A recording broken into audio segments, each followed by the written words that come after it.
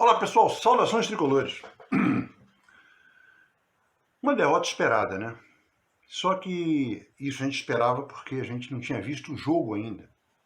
Depois que a derrota se consumou, depois que ela se consumou, a gente fica puto dentro das calças. Não por ter perdido, é claro, por ter perdido também. Mas não foi o principal, porque era uma derrota realmente esperada. Os caras perderam de 5 aqui, imitando macaco para a torcida do Fluminense. Os caras estavam com gosto de sangue na boca. Então a gente sabia que ia ser um jogo duro. Agora, o que a gente não sabia é que o time não tinha se preparado para ganhar o jogo. Um jogo que a gente podia ter vencido o jogo, pô. Tem jogos que a gente vê que o outro time não deixou a gente jogar. Esses caras marcaram em cima, estavam afobados, não estavam nada. O time... Vou ser rápido, porque hoje eu tenho que ser rápido. Era um jogo que a gente esperava que fosse duro. Foi duro. Mas foi duro com espaços. Muitos espaços. Foi um jogo que nós não nos preparamos para ganhar o jogo. Nós entramos para empatar o jogo. Porra, é um negócio de louco. A mesma coisa aconteceu, só que em outras condições, lá na Bolívia.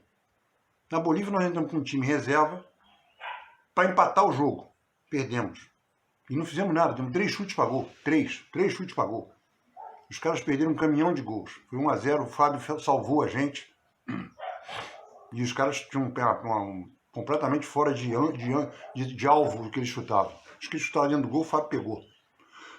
Ontem foi mais ou menos a mesma coisa. Os caras chutaram 30 bolas para gol. Aí você vê o scout, quantas foram dentro do gol? Tirando o pênalti. 4. Nós chutamos umas 7 ou 8 bolas. Quantas foram dentro do gol? 2. Essas bolas que eles chutaram para fora foram longe do gol.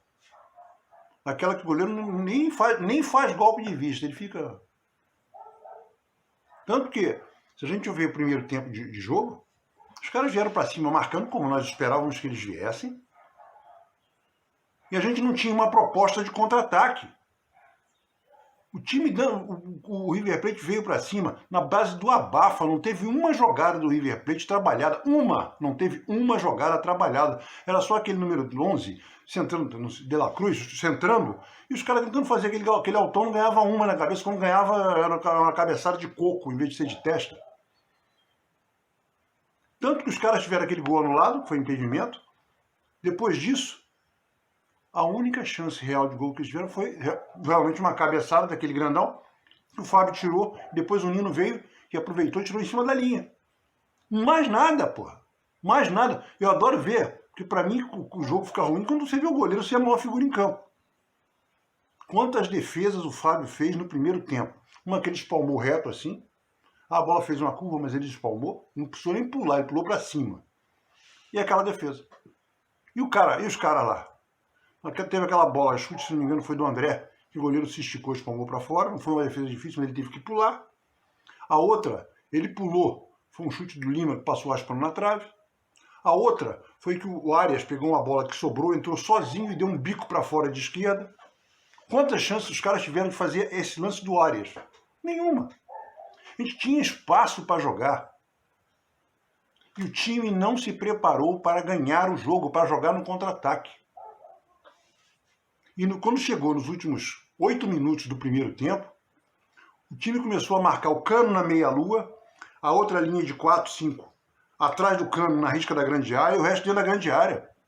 Pô, não quer levar sufoco? É óbvio que uma dessas falha. Graças a Deus não falhamos. Aí chega no segundo tempo, logo de cara leva um gol.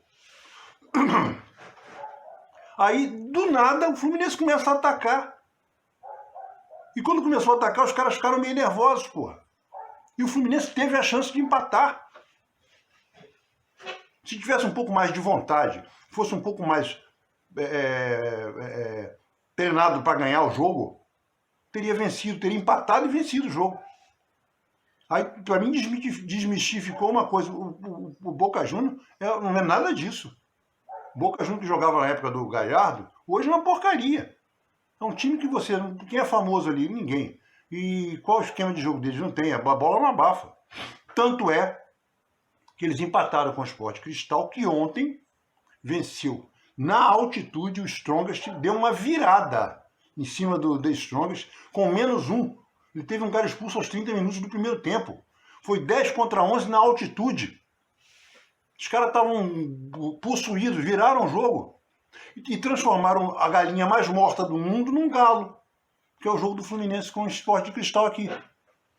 Tá certo, basta empatar. A tendência natural é o Fluminense ganhar. Ele não é só ganhar de um, ganhar de mais de um.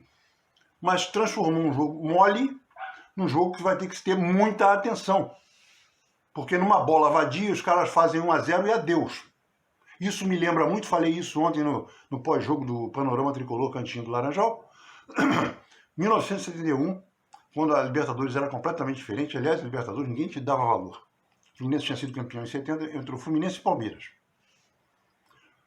Primeiro turno do grupo de 4. O grupo de 4 era Fluminense e Palmeiras, os dois no mesmo grupo. Fluminense e Palmeiras eram os dois únicos representantes que estavam no mesmo grupo. Mas Desportivo Galícia e Desportivo alguma coisa. Um da Colômbia e outro da Venezuela. Quando a Venezuela tinha no máximo beisebol. Era o único esporte que eles tinham. E era, mesmo assim era um esporte cambota. Pô. O Fluminense foi lá na Venezuela, deu de 5 em um. Foi na Colômbia, deu de 6 em outro. Tô falando sério. 5, 4, foi assim. Ganhou do Palmeiras. Aí chegou aqui ganhou do Palmeiras aqui no Rio. Chegou lá em São Paulo, perdeu pro Palmeiras. Aí ganhou do time da Colômbia. Aí foi jogar o último jogo contra o time da Venezuela. Bastava ganhar. Perderam. Perderam para um time de amadores. Em 1971. Quem tinha da minha idade, quem naquela época tinha 15 anos, como eu tinha, pronto. Viu? Uma catástrofe. Foi assim como perder para aquele time de bobeiros, que o Fluminense jogou na terceira divisão. Então o Fluminense agora vai pegar o Sportivo Cristal, que empatou com o Boca Juniors. E ontem deu uma virada lá na Bolívia, a 4.000 metros de altura, 3.500 metros de altura, jogando com -1 desde os 30 do primeiro tempo. Tiveram vontade, o Fluminense não teve vontade. Não teve vontade. Aquela vontade que o Fluminense teve de empatar o jogo contra o Flamengo naquele 0-0 com -1, o segundo tempo inteiro, ontem faltou. Não tem muito o que falar desse jogo. Um time que entra para empatar sem um esquema para ganhar, ou pelo menos com um esquema para não perder, não tinha esquema nenhum. E quero aqui fazer uma análise das atuações do time. Flávio, sem culpa no gol. Nenhuma. Não teve culpa nenhuma no gol. Samuel Xavier, inconstante, está reclamando demais. Já venho falando isso há 3 vídeos seguidos. Está reclamando de tudo. Nino, muito bom. Felipe Melo, o melhor do jogo. Felipe Melo ontem foi o melhor do jogo. Melhor do jogo foi o Felipe Melo ontem. Guga, ele é destro, ele não sabe jogar na esquerda. Também não comprometeu. Não teve nada ali que ele fez, que foi um gol dos caras, não. Aí colocaram o Pirani. Melhorou muito o time, porque o Pirani partiu para o ataque. Todas as bolas que o Pirani tentou passar, ele passou. Quando ele saía pela nossa intermediária, jogava na frente, o cara não acompanhava ele, não. Então, isso que se o conselho fosse bom, não se dá. Como é que é essa do conselho? Vou dar uma sugestão a Diniz. Já começa o jogo contra o Goiás com o Pirani na esquerda. Porque ele é melhor que o Guga, pô. Pelo menos a gente ataca. E vai marcar igual.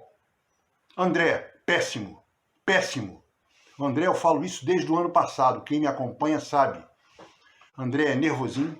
André faz umas faltas bobas. André tenta prender uma bola para sair jogando quando o cara tá sendo apertado, vem 2 em cima. Ontem ele quase entregou 2 vezes isso.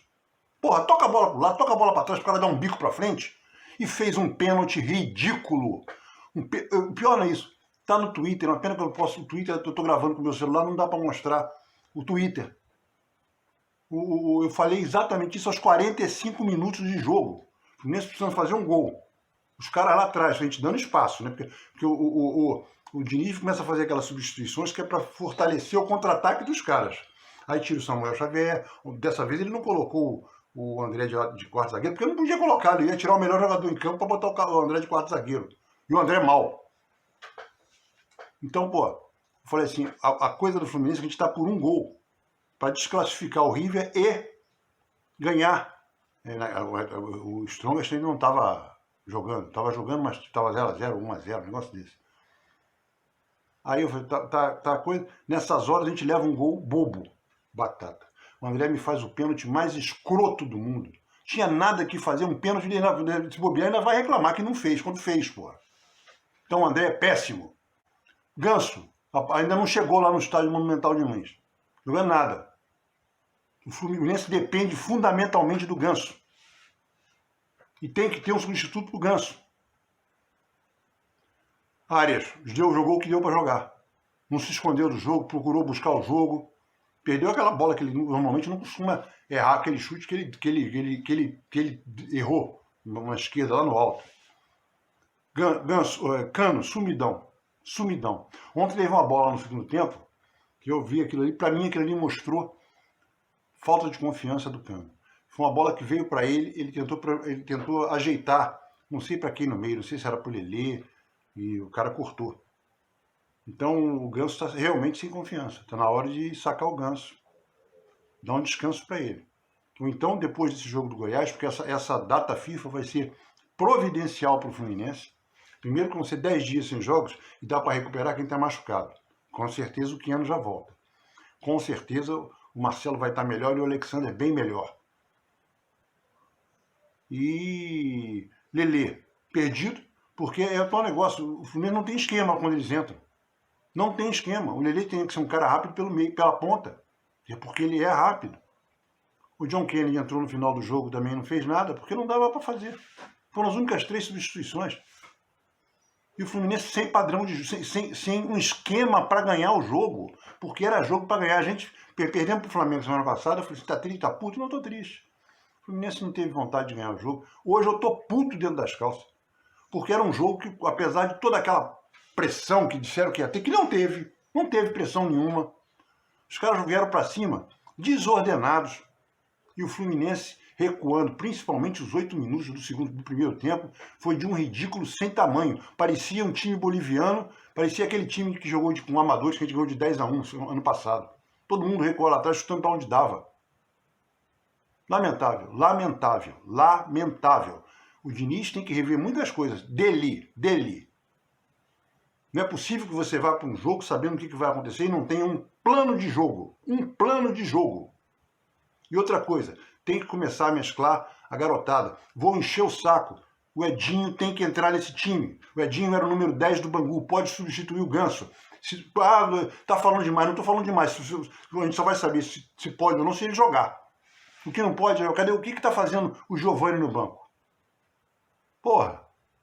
O que tá fazendo o Alan, que eu gosto, no banco? Nada, porque o Cano não sai. Porque se o Cano sair com o time titular, quem tem que entrar é o Alan. O John Kennedy, mal. O John Kennedy começou, depois que ele voltou da Ferroviária, ele fez uns 3 ou 4 jogos ótimos. E caiu, sumiu. Lelê, a mesma coisa. Entrou fazendo gol, buscando assistência, jogou pra caramba no Peru. Sumiu. Sumiu por quê? Porque só entra na furada. É isso, gente. Não dá pra falar hoje não, porque hoje eu realmente tô irritado. Com um time que vai jogar um jogo, sabe o que vai acontecer na frente e não se